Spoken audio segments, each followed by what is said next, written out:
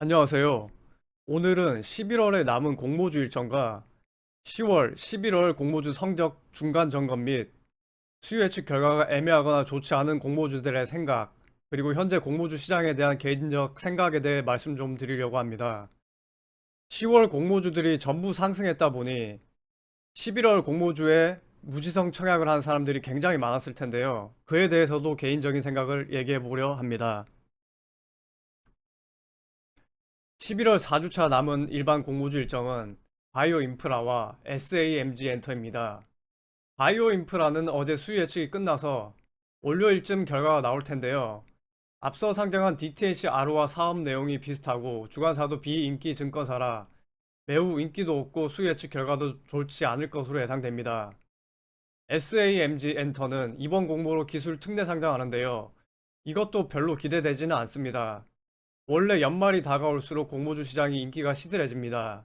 기관들도 내년 공모주를 준비하고 기업들도 연말보다는 연초에 상장하려 하겠지요. 그래서 12월도 별로 기대하지 않는 것이 좋습니다. 그리고 다음 주는 22일에 인벤티지랩, 24일 목요일에는 펜트론이 상장하는데요. 증권 발행 실적 보고서를 봤는데 인벤티지랩은 최종 확약이 51%, 펜트론은 약 40% 확약을 걸었더라고요. 굉장히 확약이 높은 수치입니다. 이 둘도 청약을 패스한 사람들이 엄청 많더라고요. 제 생각이 틀릴 수도 있는데 이 기업들 둘 다 수익이 나거나 이 둘 중 하나는 수익권이 크게 나올 수 있다고 봅니다. 최종 확약을 적용한 유통 금액이 각각 323억, 290억이고 둘 다 기존 주주 물량이 굉장히 많습니다. 기존 주주 물량이 많다고 주가가 못 오르지는 않습니다, 이제. 10월에 상장한 공모주들은 전부 이렇게 수익을 줬었는데요. 반면에 11월 3주째까지 11월 공모주들을 보시면 유로메카, T3를 제외하고는 썩 좋은 성적들이 아닙니다. 셋째 주까지 총 9개가 상장했는데 QRT는 약수익이 나긴 했지만 아마 대부분의 개인들은 매도하기 어려웠을 테고요.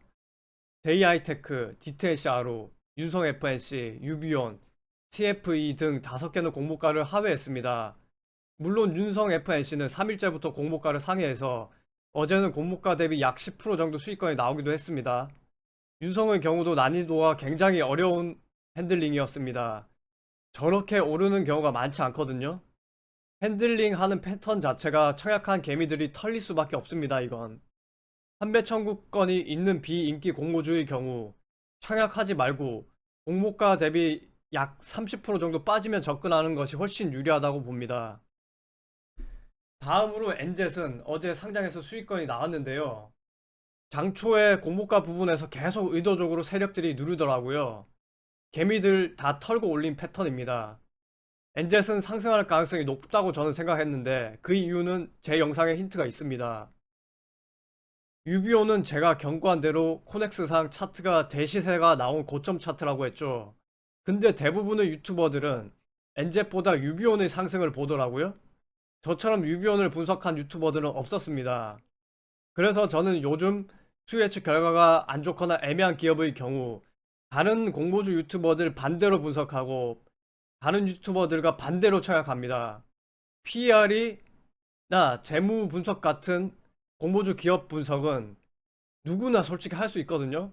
그런데 다른 유튜버들과 저는 다르게 가려고 계속 하고 있습니다. 보면 다 똑같아요. 분석하는 게. 엔젯은 결과가 안 좋을 거라고들 대부분 생각하더니 올랐고 유비온이 오를 거라고 봤지만 유비온은 공모가를 하회했습니다. 그들이 그렇게 분석한 이유는 유통 금액과 PER 같은 걸로만 주가 방향을 예측하더라고요.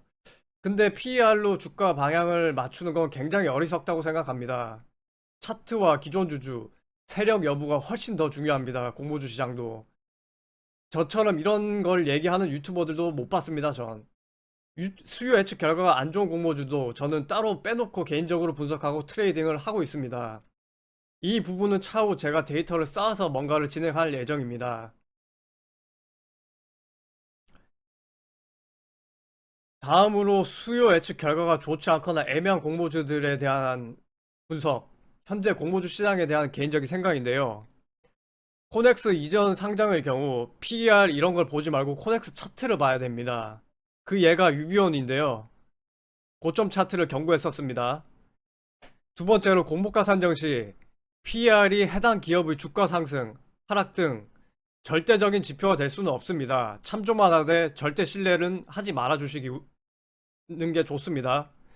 물론 PER이 높으면 고평가가 맞지만 PER이 높다고 주가 상승을 하지 못하는 것은 아닙니다. 반대로 PER이 낮다고 주가가 무조건 상승하는 것도 아닙니다.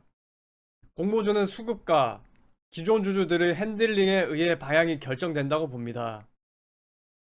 PER 보고 청약 여부를 결정하는 건 개인적으로는 어리석다고 생각합니다. 다음으로 10월 공모주들이 전부 올랐던 이유와 11월 공모주 성적이 10월보다 안 좋은 이유에 대한 개인적인 생각입니다. 먼저 미국 11월 CPI 발표 전 수급이 공모주로 쏠렸습니다. 하지만 11월 CPI 수치가 예상치를 하회하면서 낙폭과대 대형주로 수급이 쏠리게 되는데요. 그리하여 11월 공모주로 수급이 몰리지 않게 됩니다. 두 번째로 11월 공모주들의 기존 주주 엑시트보다 10월 공모주들의 기존 주주 엑시트 이슈가 더 컸을 거라 봅니다. 즉 11월 공모주들 기존 주주 엑시트 이슈는 적었을 것이고 10월 공모주들의 기존 주주 엑시트 이슈는 더 컸을 거라는 것이지요. 결론은 그냥 무지성 묻지마 청약을 주의하시고요. 엑시트할 기존 주주가 있어야 공모주 펌핑도 나오기도 하지만 수급도 이렇게나 중요하다는 것입니다. 시청해주셔서 감사합니다. 본 영상은 개인적인 의견이며 투자의 모든 책임은 본인에게 있습니다. 투자를 권유하는 영상이 아니니 유의하시길 바랍니다. 구독, 좋아요, 알림 설정 부탁드립니다.